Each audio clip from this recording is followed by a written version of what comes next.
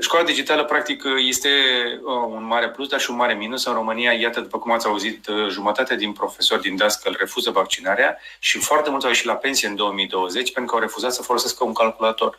Nu știu ce fel de profesor poți să te numești dacă refuzi să folosești tehnologia pentru a-ți educa elevii, dacă singurul lucru de care ești în stare este să mergi la tablă și să scrii sau să dictezi și să se scrie pe o bucată de hârtie de către copiii tăi, ești un loser, ești un fraier de acasă, nu avem nevoie de tine, avem nevoie de o generație nouă de profesori care să le pese de ceea ce înțeleg cei din fața lor, nu de ceea ce au scris.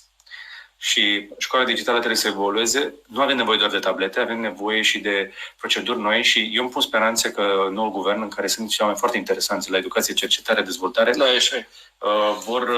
vor pune pedala, vor apăsa acolo pentru că nu ar trebui să mai acceptăm în educație profesori care nu știu ce înseamnă calculatorul, nu știu ce înseamnă un clip pe YouTube, nu știu ce înseamnă un classroom, ce înseamnă un Zoom, ce înseamnă o demonstrație pe calculator.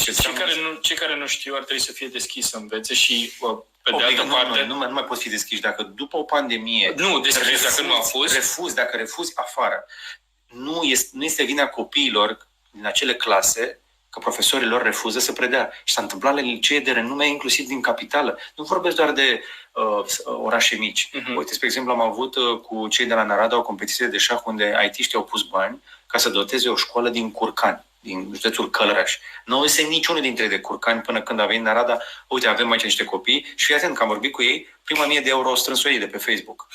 Deci s-au implicat și au demonstrat că se poate digitaliza toată școala. Da, tot pe banii noștri. Încă o dată pe banii noștri. Da, nu contează, o facem așa. Peste 300 și ceva de copii care sunt digitalizați complet, au acces la educație din Curcani. Gândește-te că copiii din Curcani au șanse mai bune să ia note de trecere și să evolueze în carieră decât mulți copii din orașele mari în momentul ăsta. Exact. Pentru că au profesori care le pasă, care s-au implicat în chestia asta. Și au motivație acum și au fost ajutați. Școala digitală trebuie să evolueze, dar și școala trebuie să evolueze. Sunt mai multe voci care vorbesc despre necesitatea de evoluție a școlii, dar prin digitalizare este doar începutul. Școala trebuie să redevină relevantă, pentru că altfel...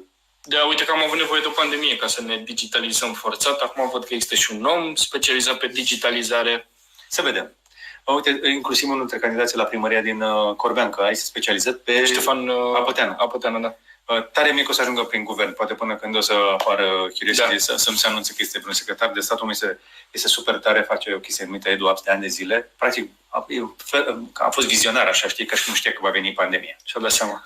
Bun, hai să mai vedem. Putem să mai vorbim